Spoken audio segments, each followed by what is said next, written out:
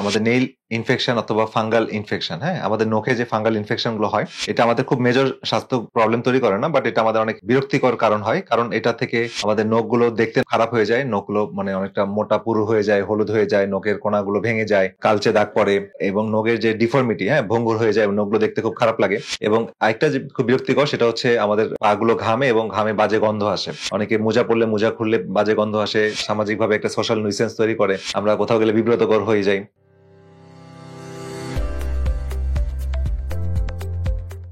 আসসালামু আলাইকুম, doctor ARM Jamil বলছি।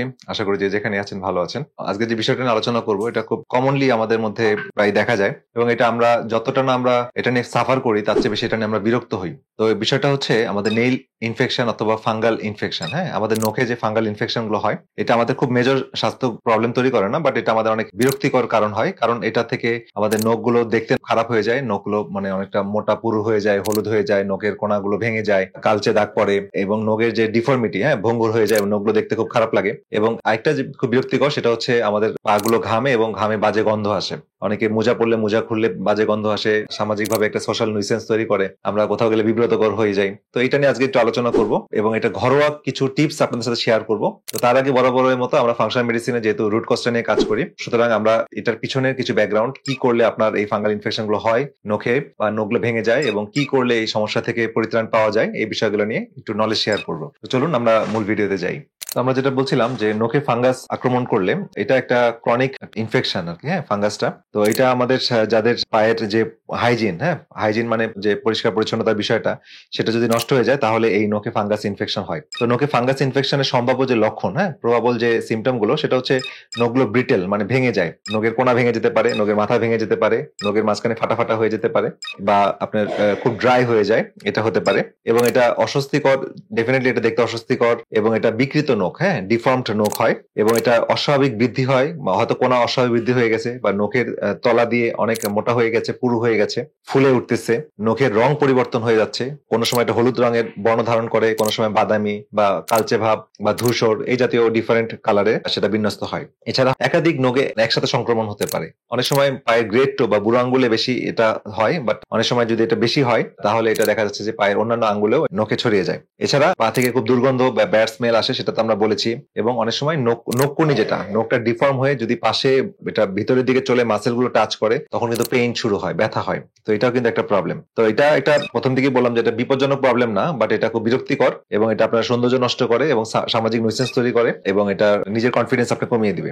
তো এটা আসলে কোন কোন জায়গায় এই নখের ফাঙ্গাল ইনফেকশনটা কি কি ভাবে ছড়ায়, তাহলে এই জায়গাগুলো আমাদের একটু সচেতন থাকলে আমরা এগুলোকে সহজে অ্যাভয়েড করতে পারি। যেমন আমরা পাবলিক যারা বিভিন্ন গ্যাদারিং এর মধ্যে যাই, যেমন যেখানে আমাদের পায়ের মোজা হোক, জুতা হোক, এরকম যদি কোনো কিছু শেয়ার করতে হয় তাহলে হতে পারে, যেমন আপনি জিমে গেলেন, জিমে যে আপনার কার্পেটের মধ্যে যদি কারণ ফাঙ্গাল ইনফেকশন থাকে, সে খালি পায়ে হয়তো এটা সেটা ইউজ করছে, আপনিও খালি পায়ে সেখানে অনেকক্ষণ থাকলেন, তারও ঘাম ছিল, আপনারও পায়ে ঘাম অবস্থায়, ওখান থেকে আপনি কন্টামিনেটেড হতে পারেন, মানে জীবাণুটা আপনার পায়ে আসতে পারে।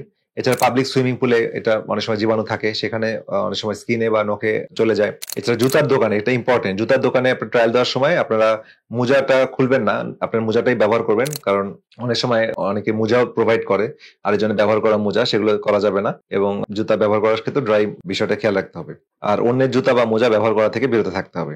এখন এই রোগটা থেকে প্রতিরোধের উপায় আমরা তো একটু পরে বলবো, যে আসলে হয়ে গেলে কিভাবে আমরা হোম রেমেডি কিছু শেয়ার করব বা কিছু টিপস আপনার শেয়ার করব, তো সেগুলো থাকবেই। তো এখন আপনার এটা ফিউচারে যেন না হয় বা সতর্ক থাকার জন্য কি করতে হবে, তো কিছু সহজ নিয়ম, যেটা বললাম যে সবসময় জুতা মোজা পরা উচিত এবং নিজের জুতা মোজা পরবেন এবং সুতি মোজা পরতে হবে, সিনথেটিক মোজা না, যেখানে ঘামগুলো বাইরে বেরিয়ে আসতে পারে না এরকম মোজা পরবেন না।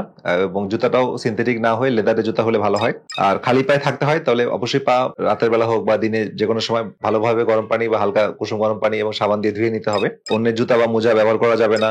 আর নতুন জুতা ট্রায়াল দিলে অবশ্যই মোজা পরে নিতে হবে এবং ট্রায়ালের পরপরই মোজা পরিবর্তন করতে হবে এবং পা ধুয়ে নিতে হবে এবং পা ড্রাই রাখতে হবে, শুকনো বা শুষ্ক রাখতে হবে। এই জায়গাগুলো আসলে মেনে চললে অনেকটা এড়ানো যায় এই সমস্যাটা।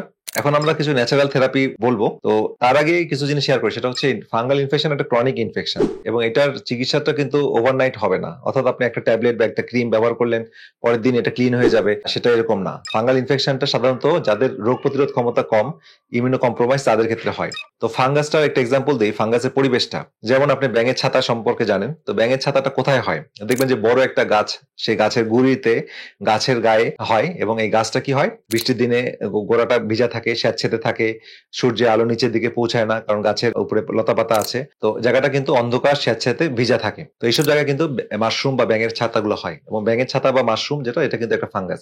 তো আপনার নখেরও যদি এরকম পরিবেশ থাকে, যেমন আপনার জায়গাটা ঘামে ঘর্মাক্ত অবস্থায় আছে, ভিজা থাকতেছে, ময়েস থাকতেছে, অন্ধকারে থাকতেছে এবং এখানে রক্ত চলাচল কম্পারেটিভলি কম, কারণ আপনার হার্ট তো রক্ত পাম্প করে এবং হার্ট থেকে সবচেয়ে দূরবর্তী অংশ হচ্ছে আপনার এই পায়ের বুড়ো আঙ্গুল বা পায়ের নখ, ঠিক আছে? তো সেখানে ব্লাড সাপ্লাইও কম পাচ্ছে এবং ব্লাড সাপ্লাইয়ের মাধ্যমে কিন্তু হিটটাও ট্রান্সফার হয়। তো হিটটা পৌঁছাচ্ছে কম, নিউট্রিশন গুলো কম পৌঁছাচ্ছে, আপনার ব্লাড ফ্লোটা কম হচ্ছে। তো সেখানে সুইটেবল একটা এনভায়রনমেন্ট তৈরি হয়ে যাচ্ছে ফাঙ্গাস গ্রো করার জন্য এবং সাথে যখন আপনি এই পরিবেশগুলো চলে আসতেছে তখন কিন্তু ফাঙ্গাসটা গ্রো করতেছে। এই জন্যই আমার পায়ের নখে বেশি হয়। অনেকে বলে যে হাতের নখে কেন হয় না?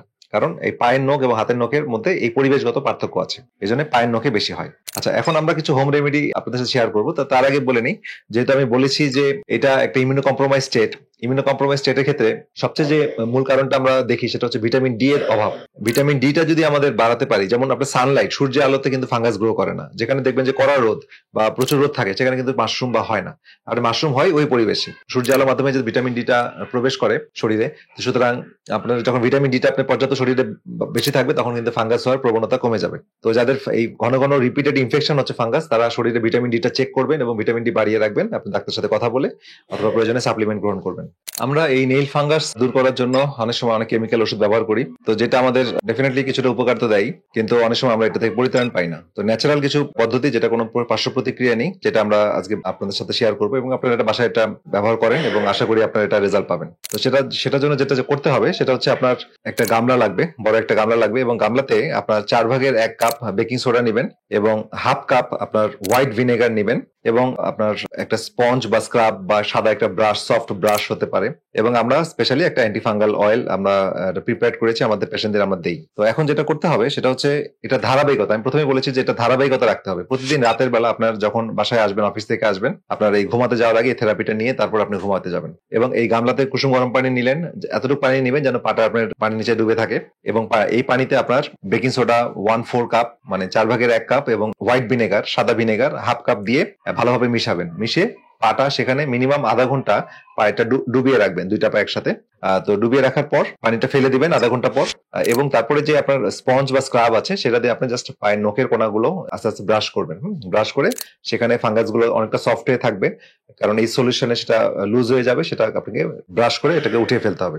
এভাবে ধারাবাহিকভাবে 2 থেকে 3 সপ্তাহ ব্যবহার করবেন। তারপরে পাটা ভালো করে আপনার নিজস্ব টাওয়েল ব্যবহার করতে হবে। এই টাওয়েলটা যেন অন্য কেউ ব্যবহার না করে। আপনি শুকনো টাওয়েল, সফট টাওয়েল দিয়ে পাটা ধুয়ে মুছে তারপরে আপনার আমাদের যে অ্যান্টিফাঙ্গাল যে অয়েলটা আমরা দেই, সেখানে আমরা স্পেশাল কিছু অয়েল যেমন এসেনশিয়াল অয়েল ব্যবহার করি, যেমন অরিগানো অয়েল, টি অয়েল, অরেঞ্জ অয়েল, তারপর ক্লোভ অয়েল, হ্যাঁ, তারপরে এগুলোর একটা নির্দিষ্ট প্রপোর্শনের রেশিও এবং কোকোনাট অয়েল, এগুলোর একটা মিক্সচার আমরা তৈরি করে এটা দেই। এটা খুবই ইফেক্টিভ। এটা দিনে 3-4 বার দিতে হয়। তো রাতের বেলা তো আপনি পাটা ধুয়ে পরিষ্কার করে সেটা একবার দিবেন, নখটা ভিজিয়ে রাখবেন এটা দিয়ে, আর দিনে আরো 3 বার আপনার এটা ব্যবহার করবেন। হ্যাঁ, অফিসে নিয়ে রাখতে পারেন বা আপনার কর্মস্থলে নিয়ে রাখতে পারেন, বাসায় থাকলে বাসায় তো থাকবেই। তো এটা আপনি দিনে 3 বার ব্যবহার করবেন, 3-4 বার। তো এই তেলটা ব্যবহার করতে হবে, সাথে আপনার এই থেরাপিটা 3 সপ্তাহ থেকে 4 সপ্তাহ ব্যবহার করতে হবে। তাহলে দেখবেন যে আপনার এই পায়ের নখের যে ফাঙ্গাসটা আপনি এখান থেকে পরিত্রাণ পাবেন। আর পাশাপাশি আপনার শরীরে যদি ইনসুলিন রেজিস্ট্যান্স থাকে সেটা কমাতে হবে। ডায়াবেটিস থাকলে ডায়াবেটিস, ইনসুলিন রেজিস্ট্যান্সের কারণে ডায়াবেটিসটা হয়, সেটা ঠিক করতে হবে, কারণ ডায়াবেটিস রোগীদের প্রচুর ইমিউনো কম্প্রোমাইজ থাকে এবং এই যে সমস্যাগুলো বললাম সেগুলো থাকে এবং নেইল ফাঙ্গাস হয়। তারপরে হচ্ছে আপনার শরীরে ডিটক্সিফাই করতে হবে, খাবার দাবারের পরিবর্তন আনা উচিত, সুষম খাবার, অ্যান্টিঅক্সিডেন্ট সমৃদ্ধ খাবার গ্রহণ করতে হবে এবং রেগুলার এক্সারসাইজ, ব্যায়াম, ঘুম, স্ট্রেস কমানো, এই বিষয়গুলো আপনার যত ভালো থাকবে তত তাদের স্কিন ভালো থাকে, তাদের ইনফেকশন হওয়ার ঝুঁকি কম থাকে, তাদের ফাঙ্গাস ইনফেকশন গুলো কম থাকে। তো যাক, আজকের ভিডিওতে আমি কিছু শেয়ার করলাম যে টিপস গুলো, সেটা আপনারা ব্যবহার করতে পারেন এবং এটা কেমন উপকার পেলেন সেটা আপনারা আমাদের কমেন্ট সেকশনে জানাবেন। এছাড়া আপনাদের আরো কিছু জানার থাকলে আপনারা কমেন্ট সেকশনে জানান, আমরা উত্তর দেওয়ার চেষ্টা করবো। তো আজকের ভিডিও এই পর্যন্তই। সবাই ভালো থাকেন, সুস্থ থাকেন। পরবর্তী ভিডিও দেখার আমন্ত্রণ রইল। আল্লাহ হাফেজ।